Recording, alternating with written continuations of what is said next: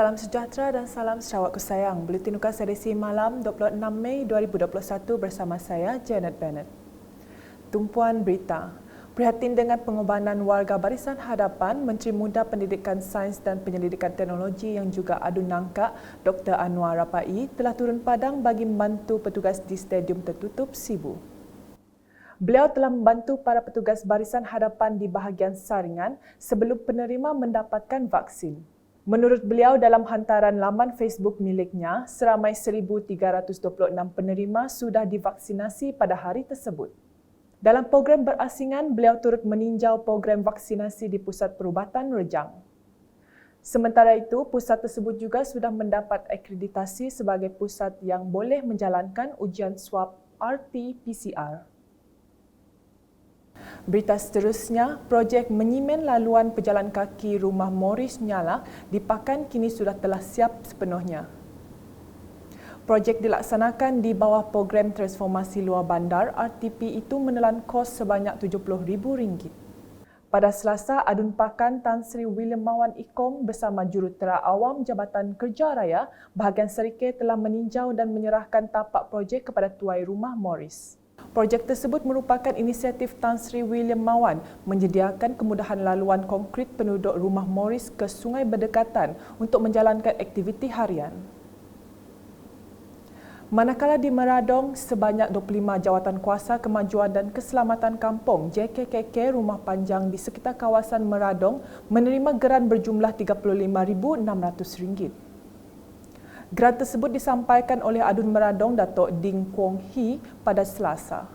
Datuk Ding dalam pada itu menasihati tuai-tuai rumah agar sentiasa memantau keadaan anak-anak buah mereka bagi memastikan keselamatan mereka sentiasa dilindungi dari wabak COVID-19.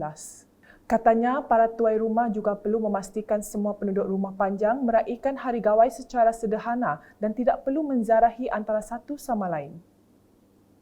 Selanjutnya, Hospital Miri telah menerima sebuah mesin pengekstrak automatik dan sebuah mesin PCR sumbangan syarikat Sinyang Sendirian Berhad.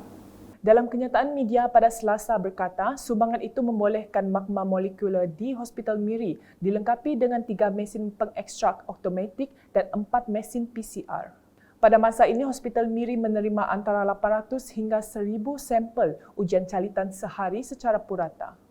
Justru dengan sumbangan mesin tersebut, ia akan meningkatkan kapasiti makmal untuk memproses 900 hingga 1,000 sampel ujian calitan setiap hari.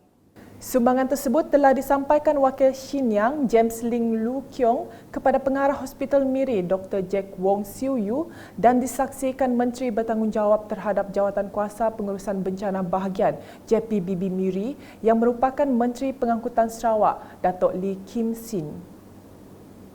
Laporan berikutnya, Polis Diraja Malaysia PDRM, Jabatan Kesihatan dan Pejabat Daerah Dalat terlibat dalam menjayakan hari pertama program Community Policing 2021 Daerah Dalat yang bermula pada Selasa.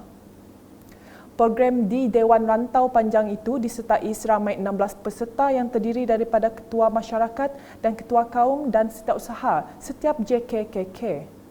Taklimat lebih memfokuskan kepada penekanan peranan KMKK dalam memastikan pematuhan komuniti IBAN terhadap garis panduan SOP Hari Gawai akan datang. Dalam hal itu, tuai rumah dan penghulu diingatkan sentiasa memantau pergerakan anak-anak buah mereka dan mematuhi SOP yang ditetapkan.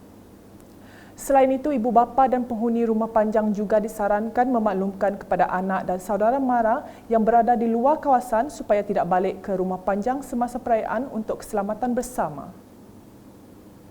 Di Matu, Pejabat Daerah Matu mengambil pendekatan memohon tuai rumah untuk menghantar laporan pemantauan harian sebagai langkah memastikan penduduk mematuhi prosedur operasi standard SOP mengekang penularan COVID-19.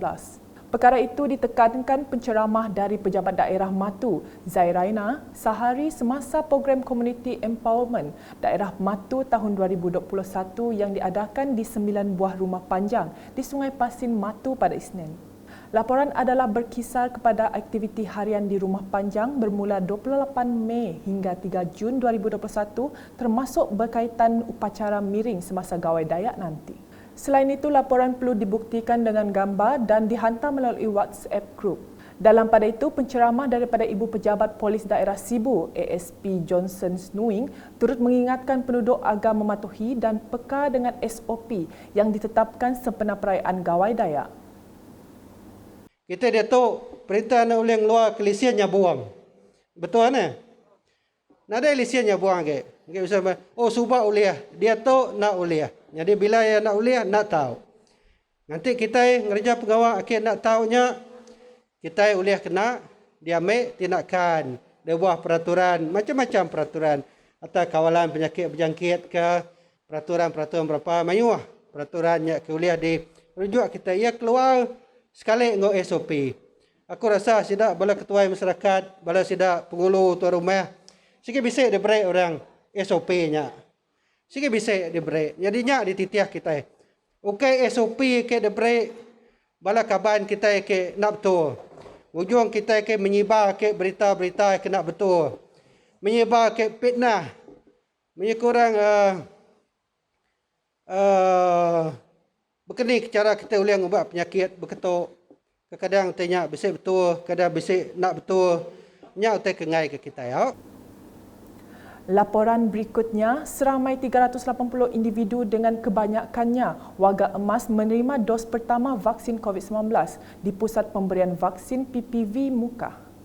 Ia merupakan hari ke-9 program imunisasi di Mukah dengan penerima disuntik vaksin jenis Sinovac.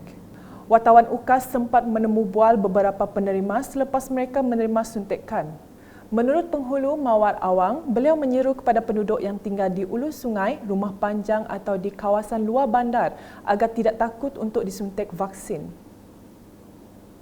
Aku penghulu Mawar Awang sudah lepas menerima vaksin dos pertama di tempat di Duan Surah Mukah. Jadi aku pesan ngagai semua bala kita kediau di ulu sungai, diau di rumah panjai, lalu kawasan luar bandar, anang takut kita berjaya. Aku harap kita bagi kita tu rumah, madah agar rakyat kita harap kesampal datai, beri menerima dia vaksin tu, lepas tu oleh jaga pengerai kita, lalu mega anang takut bila sudah hari pejabat atau dari bagian kesihatan KKM bisik telefon kita mesti nyawan anang madah jeringai. Pengerusi Sarakup Indu Dayak Sarawak Cawangan Mukah Teresa Thomas pula mengucapkan terima kasih kepada kerajaan kerana telah memberi vaksin secara percuma kepada rakyat. Terima kasih ngagai kerajaan laban sudah memberi vaksin percuma ngagai rakyat. Aku ngangau tak penyeru bala kita ke bedau lagi nerima vaksin percuma. Minta bala kita sama-sama mendaftar, ngeregister diri, ngambil keulih nerima vaksin percuma hari kerajaan. Ngau cara tu kita oleh berharap oleh mutus ke rantaian COVID-19. Kapitan Kueh Bing Chuan turut senada dengan menyeru penduduk di kampung dan di rumah panjang untuk menerima vaksin. Saya Kapitan Kueh Bing Chuan Penakub dari Penakub Bazar. Dan saya sudah vaksin dos pertama pada pagi ini 24 hari bulan Mei. Dan saya berharap agar semua penduduk kampung ataupun rumah-rumah panjang biarlah kita sama-sama menerima vaksin. Seorang lagi penerima, Junaidi Ramli, turut menggesa orang ramai untuk tidak takut menerima vaksin kerana ia penting untuk melindungi diri dan semua. Saya amat berpuas hati setelah mendapat pos pertama. Jangan takut-takut.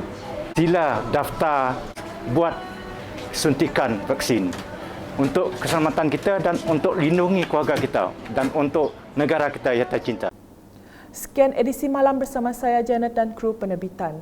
Berita lebih lanjut boleh didapati di semua platform media sosial UKAS termasuk portal ukas.sarawak.gov.my dan pastikan anda subscribe UKAS channel di YouTube.